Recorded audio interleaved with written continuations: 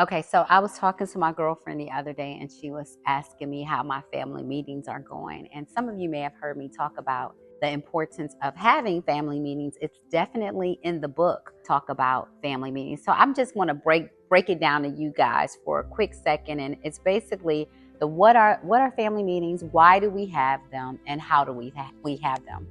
So, what are family meetings? Family meetings are an opportunity for you just to get on one accord with your family. We have them weekly, and we have them.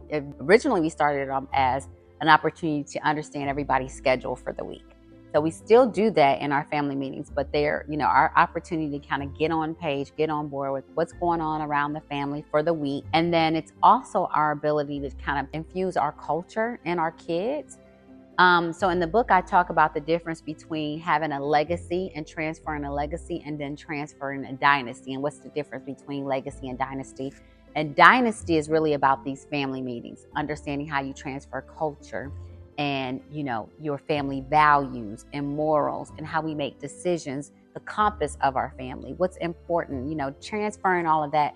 So then when my husband and I pass, our children also have this culture interwoven in who they are, and they can also pass those traditions down to their family. So that's what a family meeting is. It's really about getting on one accord with your family, having this consistency bred and interwoven into your family, having a culture, building a culture, passing that culture down. And then it's an opportunity to be one with your kids, to have that oneness. So that's what they are. Why is it important? I talked about the dynasty and the legacy piece of it, but it's also important because we want our kids to make decisions absent of emotion. It's important for us in a world that is so emotionally charged. Mental health is so high, and just different things. Our kids are dealing with bullying in school and all kind of other things. We want them to understand how they make good decisions and process data and information absence of emotion. Looking at data, looking at logic, how you make analytical decisions, because they're the best thought out versions of ourselves and how we process things. And so we're trying to help our kids. So each week we also one person brings either a problem, or we call them solutions or opportunities.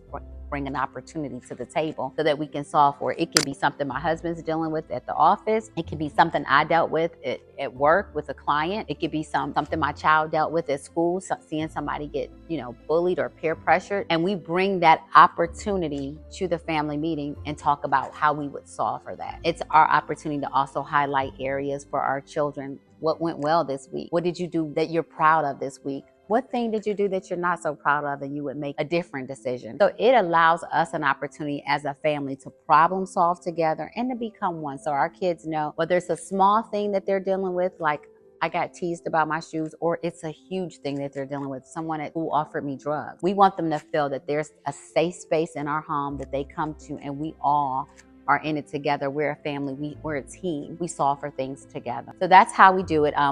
We do it weekly.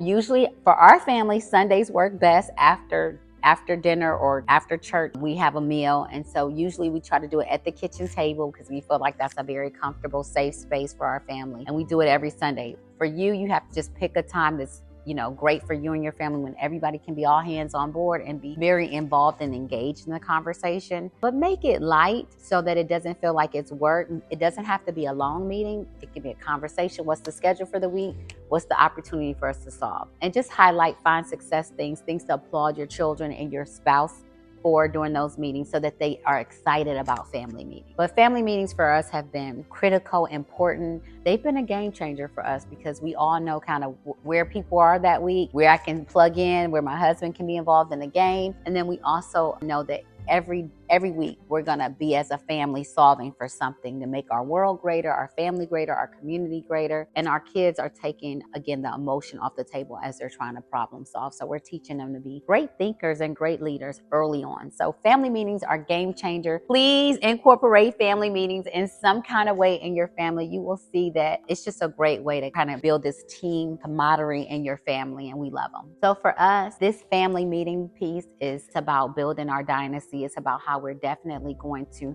make sure that we're not only